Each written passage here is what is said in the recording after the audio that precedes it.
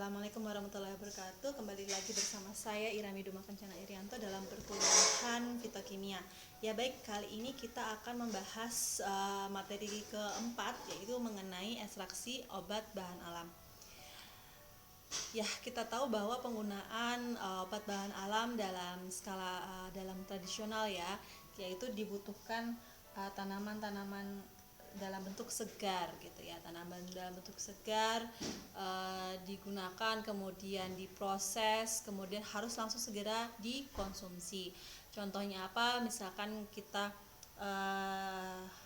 untuk mendapatkan antioksidan dari buah-buahan, kita minum jus. Nah, kemudian misalkan mendapatkan manfaat dari jamu-jamu seperti beras kencur ya, kunir asam, itu kan dari mulai rimpang juga harus segar, kemudian diproses, setelah diproses itu langsung harus dikonsumsi. Nah, kenapa? Karena jamu gendong ini dalam bentuk segar ini itu sifatnya tidak stabil ya. Misalkan baik itu dalam bentuk stabilitas secara fisik maupun secara mikrobiologi. Dari segi fisik jelas ya, untuk jamu-jamu seperti jamu gendong itu mungkin mengalami perubahan secara fisik, misalkan menjadi lebih keruh, atau misalkan beras kencur itu kan cepat mengendap gitu ya. Berasnya cepat mengendap. Nah, itu harus sering ada penggojokan. Kemudian jika disimpan dalam waktu yang lebih lama juga bisa mengalami proses oksidasi yang mana nanti bisa mengalami perubahan-perubahan secara fisik. Nah, itu stabilitas secara fisik. Bagaimana dengan stabilitas secara biologi, mikrobiologi? Ya tentunya sebagian besar pembuatan jamu itu menggunakan bahan pelarut air ya, dimana air ini adalah merupakan media pertumbuhan bakteri. Jadi media tempatnya si bakteri hidup ya. Bakteri sangat suka sekali dengan adanya air ya, dimana dengan 24 sampai 48 jam itu bakteri juga bisa mempercepat proses memperbanyak dirinya. Oleh karena itu misalkan kita berbeli jamu gitu, harus segera dihabiskan, dikonsumsi, diminum ya. 2 hari aja udah berubah ya, udah basi ya, bilangnya basi ya, karena ada mikroba yang berkembang biak di dalam jamu tersebut ya, karena sifatnya kan organik ya, disukai oleh mikroba. Nah, selain masalah stabilitas juga adanya masalah voluminis, di mana kita membutuhkan untuk mendapatkan manfaat dari obat tradisional tersebut, kita kadang-kala diperlukan dalam jumlah yang banyak gitu ya. Dalam jumlah yang banyak, misalkan untuk pengobatan tertentu kita harus minum sampai 3 gelas air gitu, 3 gelas cangkir gitu ya, dalam sehari ya. Itu kan tentunya menjadi ketidaknyamanan juga bagi para konsumen gitu ya. Nah, oleh karena itu ada berpikiran untuk membuat suatu bentuk kering, di mana nanti harapannya bisa disimpan dalam waktu yang lama. Oleh karena itu penelitian terus berlanjut, kemudian dibuatlah suatu sediaan dalam bentuk kering gitu ya, namanya simplicia kering gitu ya. Jadi simplicia yang misalkan tadi bahannya berupa herba, batang, daun ya, ataupun malahan rimpang yang sudah dipotong-potong, buah dipotong-potong, itu kan setelah pemotongan pasti mengalami proses enzimatik. Nah, proses enzimatik tersebut ya, bahannya setelah dipotong, dipetik, itu kan masih mengalami proses enzimatik. Nah, itu proses enzimatik tersebut bisa dihentikan dengan cara dikeringkan, sehingga nantinya bisa mendapatkan dalam bentuk kering ya, simplicia kering, kita sebut dengan simplicia kering. Nah, kemudian simplicia kering tersebut harapannya bisa kita konsumsi, kita ambil manfaatnya, bisa dalam bentuk infusa atau dalam bentuk seduhan, misalkan dalam bentuk teh gitu ya. Teh kan dulu menggunakan tanaman Camellia sinensis, daun teh, tapi sekarang sudah berkembang apapun segala sesuatu bentuk sediaan simplisia yang tanaman, sebagian tanaman yang sudah dikeringkan jadi simplisia kering, kemudian diberi uh, air kemudian dipanaskan, itu berarti godokan ya, digodok.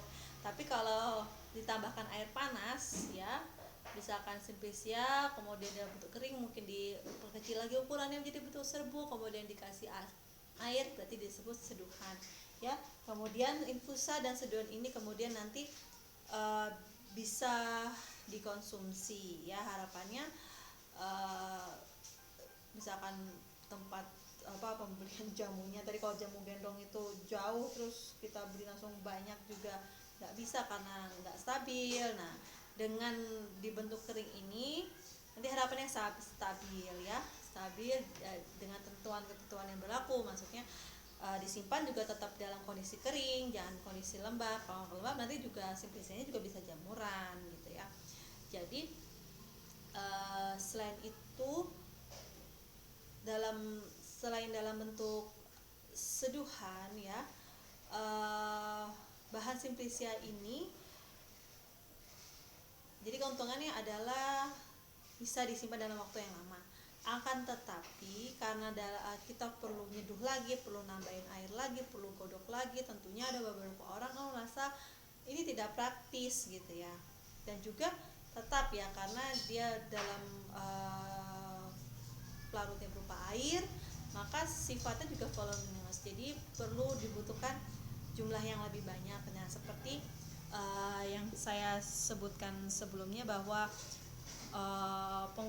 pengkonsumsi penggunaan obat herbal seperti teh hijau gitu di Jepang itu kan mereka menggunakannya bukan hanya sehari sekali, tapi mereka menjadikan teh itu ya, teh di sana kan macam-macam ya, ada yang ocha itu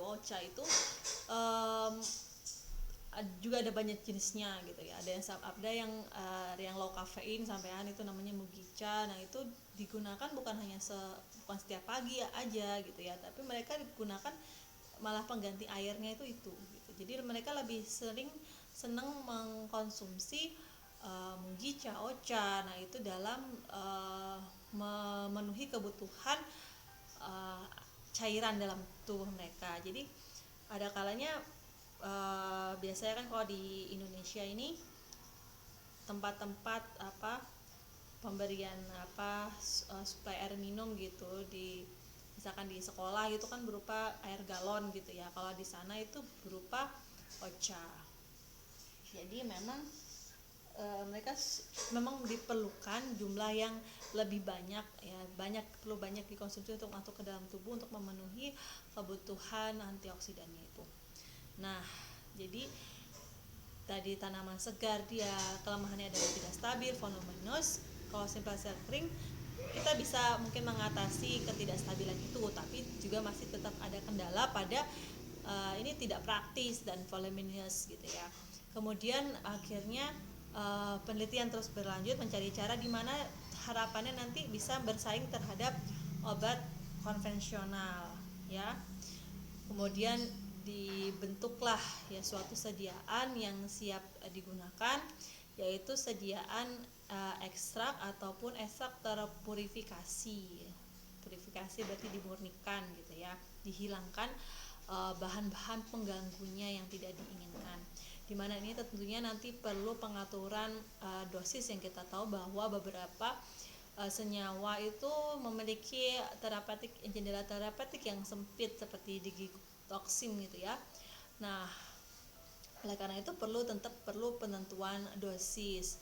Nah, akan tetapi ekstrak ini kadang-kalanya bersifat higroskopik ya, menarik cairan yang ada di uap air yang ada di udara, dan juga ini sifatnya ada ketidaklarutan ya dalam air, karena memang kebanyakan kita lihat materi sebelumnya bahwa senyawa-senyawa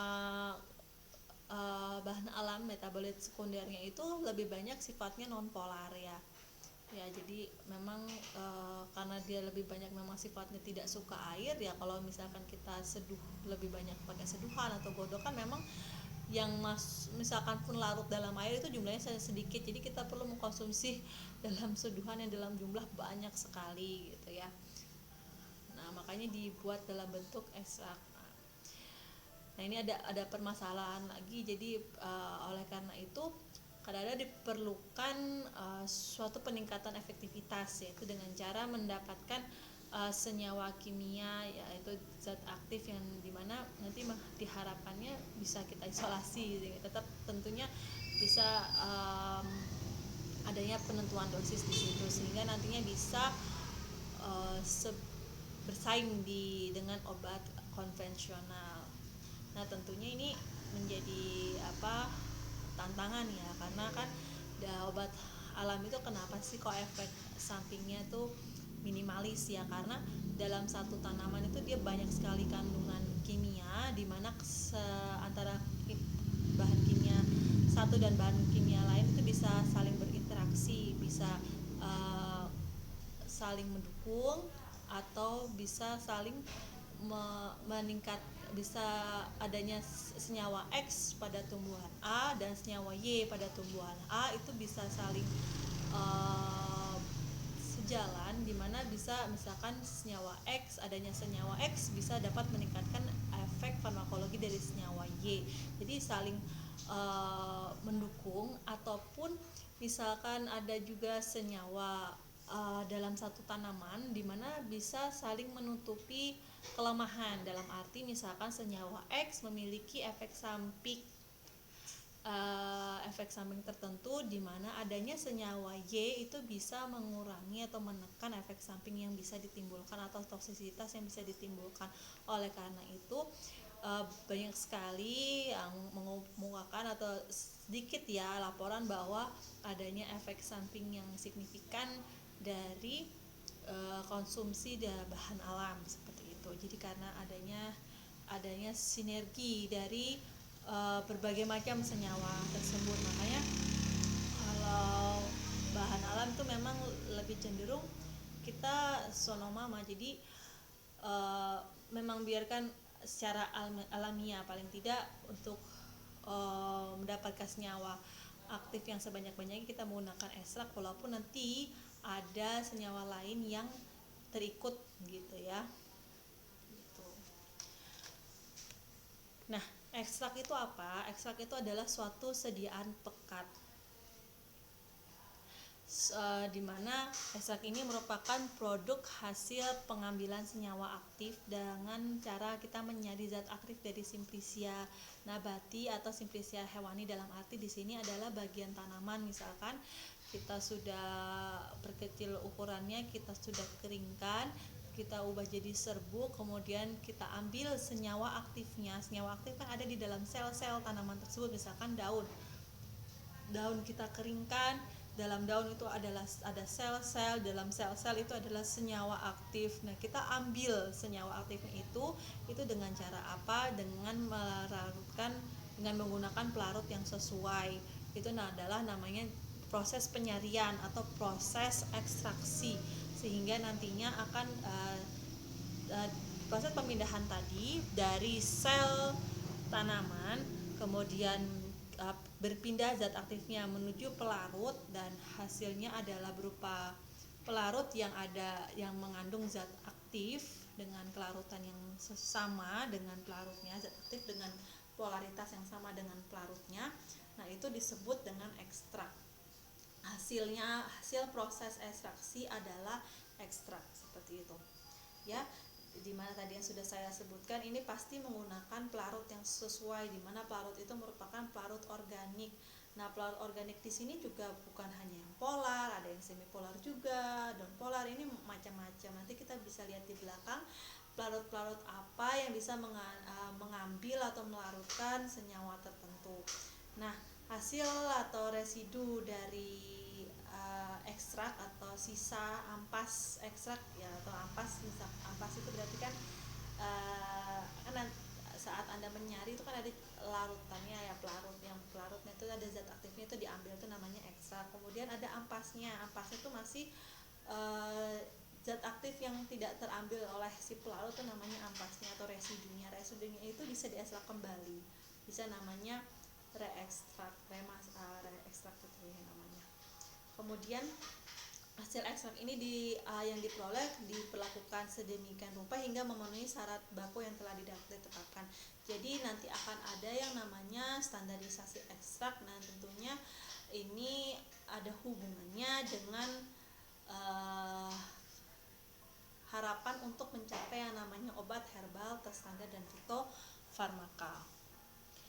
Ya, selanjutnya kita perlu ketahui adanya senyawa aktif atau zat. Kita di sini bisa ngomong senyawa atau zat itu nama lainnya gitu ya. Zat aktif versus zat balas. Zat aktif itu adalah senyawa-senyawa atau molekul kimia yang memiliki efek terapi atau efek farmakologi atau efek yang kita memang harapkan gitu ya. Sedangkan zat balas itu adalah senyawa pengganggu, misalkan karbohidrat, protein, lipid, klorofil, resin, tanin ya.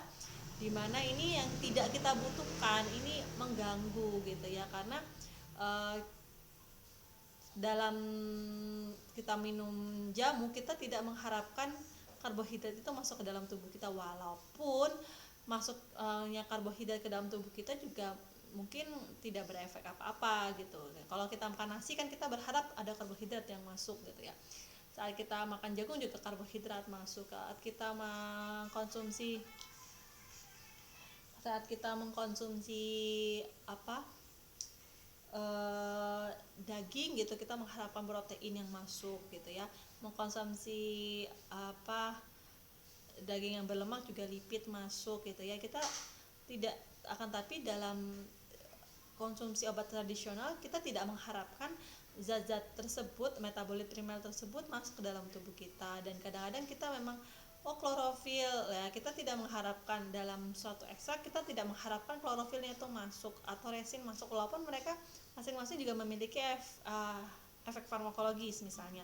Tapi dalam hal ini zat balas di sini, walaupun mereka itu kayak tanin tadi kan, tanin juga punya efek farmakologis, tapi jika tujuan akhir dalam proses ekstraksi kita tidak mengharapkan senyawa itu masuk ke dalam ekstrak ya itu disebut zat atau senyawa pengganggu atau zat balas gitu ya. Semoga paham gitu ya. Tapi zat aktif adalah zat yang memang kita harapkan dalam menimbulkan efek terapi, efek farmakologis begitu.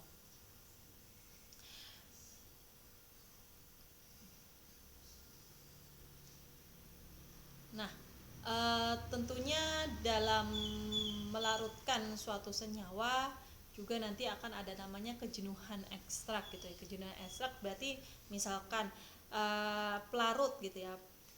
Misalkan pelarut air di mana dalam jumlah tertentu, berarti dia ada kesempatan 10 kursi kosong gitu ya. 10 kursi kosong ini berada berdekatan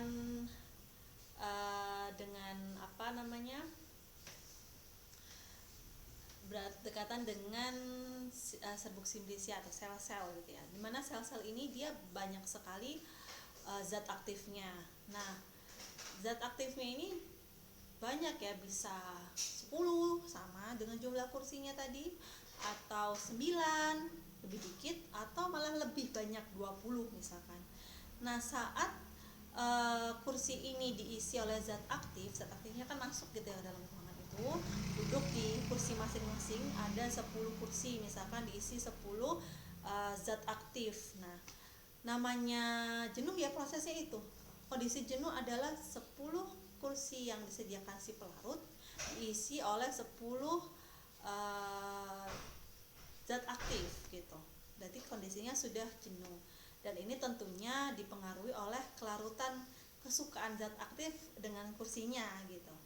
Kursi zat aktif suka nggak sama kursinya? Kalau dia nggak suka, dia nggak duduk di situ. Tapi kalau dia suka, dia pasti mengisi di kursi-kursi itu. Nah, misalkan yang terisi hanya 5, apakah itu disebut jenuh? Nah, ada kursi 10 diisi zat aktif 5, apakah itu jenuh? Tidak, ya belum jenuh karena masih 5 kosong gitu. Nah, Jikalau ada zat aktifnya ada 20, kursinya ada 10, apakah semua zat aktif bisa terambil? Tentu tidak juga, karena kursinya cuma 10. Zat aktif yang suka ada 20. Jadi hanya 10 zat aktif yang berhasil duduk di kursi yang mereka sukai. Nah, itulah proses jenuh. Nah, untuk mengambil 10 zat aktif lagi yang ada di dalam sel itu bisa dilakukan dengan cara 10 kursi yang sudah berisi zat aktif ini disingkirkan dulu, dipisahkan dulu di botol tertentu ya. Nah, kemudian silakan Anda tambahkan pelarut lagi, kursi lagi agar si senyawa aktif tadi bisa duduk di kursi yang mereka sukai. Nah, inilah namanya proses reekstraksi. Ya, jadi ekstraksi ulang, penyediaan kursi-kursi pelarut tadi diulang begitu. Semoga di sini sayang sekali kalau di kelas saya biasanya menggunakan papan tulis, mungkin bisa sebagai ada gambaran gitu ya. Tapi dengan keterbatasan yang ada, saya harap Anda semua bisa membayangkan gitu ya maksud dari cerita tadi. Ya, kita masuk pada tahap produksi ekstrak. Bagaimana tahap produksi ekstrak? Di mana tahap produksi ekstrak dibagi-bagi atas beberapa step. Untuk step pertama ada preparation of starting material, ya. Kemudian ada proses ekstraksi, separasi atau pemisahan dari residu. Kemudian proses penguapan menstrum, kemudian proses pengeringan. Nah, bagaimana proses preparation of starting material? Ya, di sini kita tahu bahwa tanaman hidup ya, tanaman yang masih ya hidup ya masih dalam media tanahnya gitu ya, pasti mengalami yang namanya proses fotosintesis dan biosintesis, di mana dalam proses fotosintesis dan biosintesis itu ada namanya reaksi enzimatik ya. Nah, reaksi enzimatik tentunya berjalan secara alamiah dengan keseimbangan yang sesuai ya. Kemudian tentunya sifat fisikokimia baik itu di dalam batang, daun, akar dan bagian tanaman lainnya itu bersifat stabil. Akan tetapi saat tanaman tersebut kita panen, misalkan kita butuhkan adalah daunnya kita petik gitu ya. Nah, otomatis suplai nutrisi dari tanaman tersebut menuju daun itu akan berhenti. Nah, walaupun berhenti, di daun tersebut masih mengandung air lebih dari 10%. Nah, adanya air lebih dari 10% ini mengakibatkan apa? Enzim-enzim yang ada di dalam daun tersebut akan masih aktif dalam bekerja.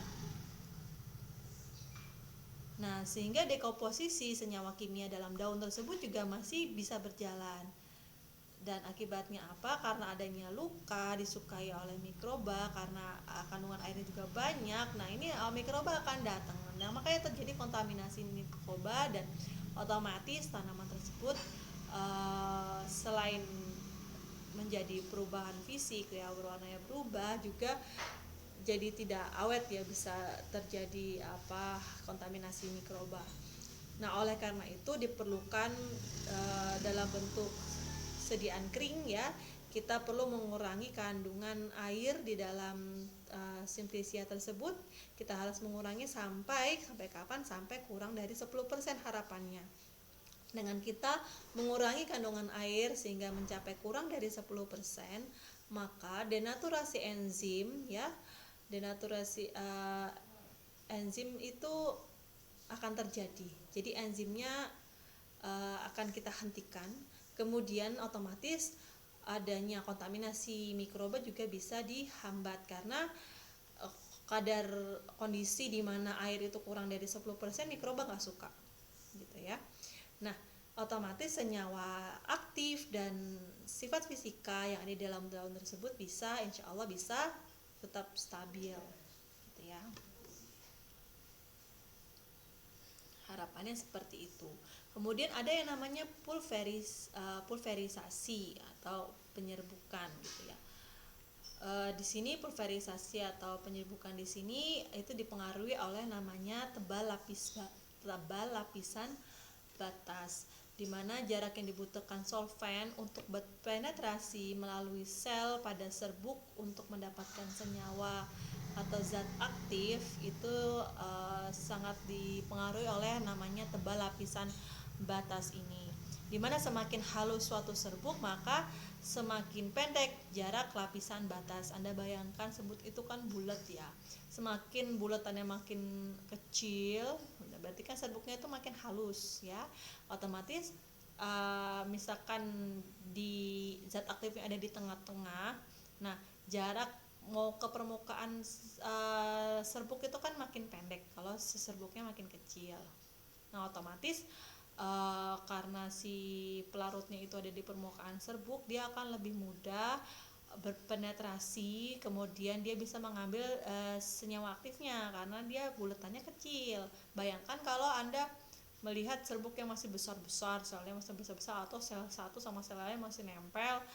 Nah itu kan pelarutnya untuk mencari titik intinya kan semakin jauh.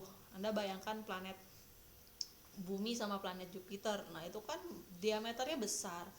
Nah menuju inti Bumi sama menuju intinya Jupiter itu kan jaraknya berbeda. Otomatis kalau kita mau menuju inti dari masing-masing planet kan akan lebih mudah kalau dia ukurannya kecil ya, berarti serbuknya itu halus. Jadi nah semakin kecil ukuran suatu serbuk atau semakin halus serbuk, maka semakin pendek jarak lapisan batasnya. Jarak lapisan batas itu jarak dari permukaan bumi menuju ke inti gitu misalnya ya. Kemudian otomatis penetrasi dari permukaan pelarut untuk mengambil si senyawa aktif yang ada di dalam inti, nah itu akan lebih mudah kalau ukuran diameternya kecil, lebih mudah di bumi daripada di Jupiter gitu ya. Sehingga proses ekstraksi akan lebih efektif, harapannya seperti itu. Tapi realitanya tidak selalu sesuai dengan teori. Kenapa? Karena ada beberapa kerugian serbuk simplicia yang terlalu halus. Misalkan terjadi evaporasi minyak menguap akibat selnya rusak dari serbuk. Jadi jikalau selnya itu sebenarnya ukurannya sebesar Jupiter, kemudian kita paksa gitu ya, kita kecilkan ukurannya menjadi sebesar bumi, nah itu kadang-kadang bisa merusak sel itu sendiri, sehingga bisa jadi senyawa yang kita inginkan itu misalkan minyak atsiri bisa menguap gitu ya. Kemudian adanya ketidaklarutan zat balas pada menstrum atau pelarut cair sehingga menjadi keruh. Jadi misalkan saat beras gitu ya, kita mau ngambil zat pada beras, kalau berasnya itu kita terlalu terlalu halus, airnya pecah, nah aluminiumnya bisa keluar, akibatnya jadi keruh. Nah ini mungkin mengganggu gitu ya. Nah seperti contoh adanya lipid ya, klorofil, resin itu kan merupakan zat baras, dimana mereka itu tidak larut dalam air ya, sehingga akan menjadi keruh dan tentunya nanti ini akan mengganggu dalam proses ekstraksi.